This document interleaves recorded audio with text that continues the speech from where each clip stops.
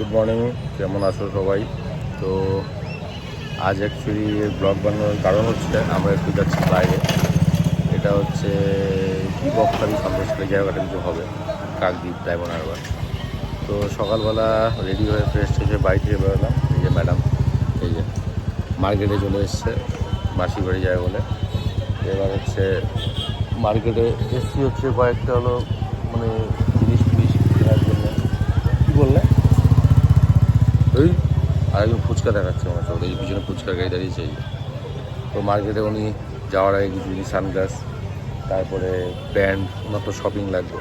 আমাদের কী আছে, গরিব মানুষের ছেলে বাটা করে চলে যাবে। তো এখন এই প্যান্ট কিনেছে, তো সেটা একটু বড় হয়েছে, তো টেলারিংয়ের কাছে এসছে কাটানোর জন্য। এবার এগুলো নিয়ে তারপরে বাড়ি যাব, আমি অফিস যাব, অফিস গিয়ে অফিস করে তারপরে সন্ধ্যেবেলা ট্রেন আছে কলকাতার। তো সেভাবে বেরোনো, ছেলেও স্কুলে গেছে, একটু ছেলে স্কুল থেকে চলে আসবে। তো চলো মার্কেট থেকে আমরা বাড়ি গিয়ে ফ্রেশ ট্রেশ হয়ে অফিস করে তারপরে বেরোনো যাক। দেখা যাক সারাদিন কীভাবে কাটে, অবশ্যই ব্লগে থাকবে, দেখা যাক। থেকো তোমরা সাথে। মার্কেটিং হলো, তারপরে হলো আমাদের একটু হলো ফুচকা খাওয়া। ফুচকা খেয়ে এখন বললাম বাড়ির পথে আমরা। এই যে আমার ফসা দিল আজকে সকাল সকাল, পুরো দণ্ড লাগালো আজকে আমার। এখন বাড়ি ফিরছি এখন। আসলেন হ্যাঁ মার্কেট থেকে, আমাকে সামান্য একটা সানগ্লাসের নাম করে মার্কেটে নিয়ে যাওয়া মহিলা, ওখানটায় গিয়ে আমার কতগুলো টাকা, একটা সানগ্লাসের নাম করে 4টে সানগ্লাস কিনলো। হ্যাঁ, তারপরে হা করছো, 4টে সানগ্লাস কিনলো। আমি একটা, চলো ঠিক আছে, একটা আমার 3টে উনি কিনেছে সানগ্লাস। আর হচ্ছে জকি থেকে গিয়ে আবার একটা প্যান্ট কিনলো। এই হ্যাঁ প্রমিস, ভিডিও করে রাখলাম। ওই টাকা পাইছি আমি সারা জীবনে। তো এখন বাড়িতে আসলাম, খাওয়া দাওয়া করে এখন অফিস।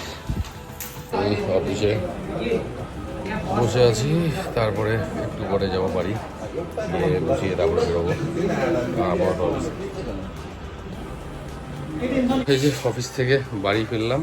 এই যে ওনাদের তো এখন লাগেজ প্যাকিং চলছে। এখন আমি ফ্রেশ হয়ে নিই, একটু ফ্রেশ হয়ে তারপরে রেডি হই। ট্রেনের টাইম অলমোস্ট হতে আসলো, তারপর বেরিয়ে পড়বো। তো চল আগে ফ্রেশ হয়ে রেডি হয়ে পড়ি। কখন কোথায় যাবে তুমি? ঘুরতে কোথায় যাচ্ছ? কী যাচ্ছ?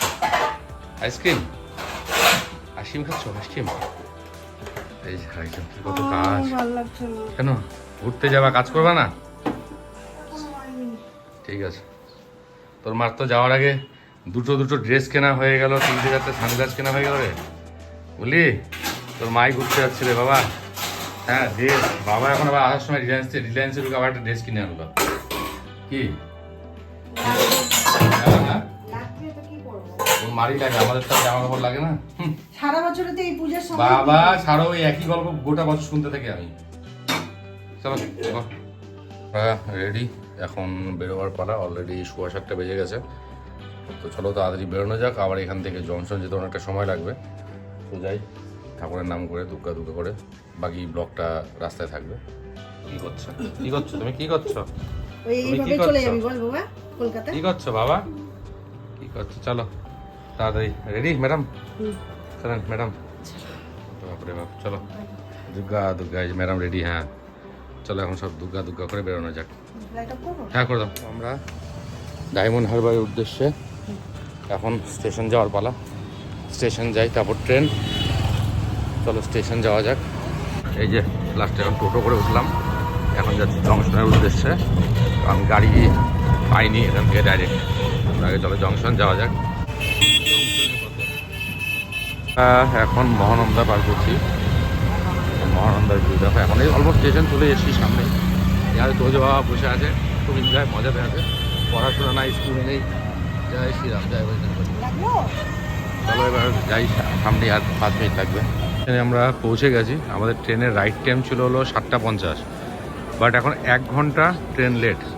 এই যে সবই দাঁড়িয়ে আছে। আরেকজন তো এই যে, কেন বাবা খাবে? মাকে বলো হাতটা ধুয়ে খাও, জলের বোতল কিনে একটা মাকে বলো। ঠিক আছে তোমার দিক, হ্যাঁ ধুয়ে নেবে, মাকে বলো এই হাতটা ধুয়ে দাও তো। ফোনটা লক করে ব্যাগে রাখো। ঠিক আছে চলো আমরা দেখি ট্রেন কতক্ষণে আসে, তারপরে ওয়েট করি আর কি। প্রায় 1.5 ঘন্টার ওপরে ট্রেন লেট। এই সব বসে বোর হয়ে গেছে।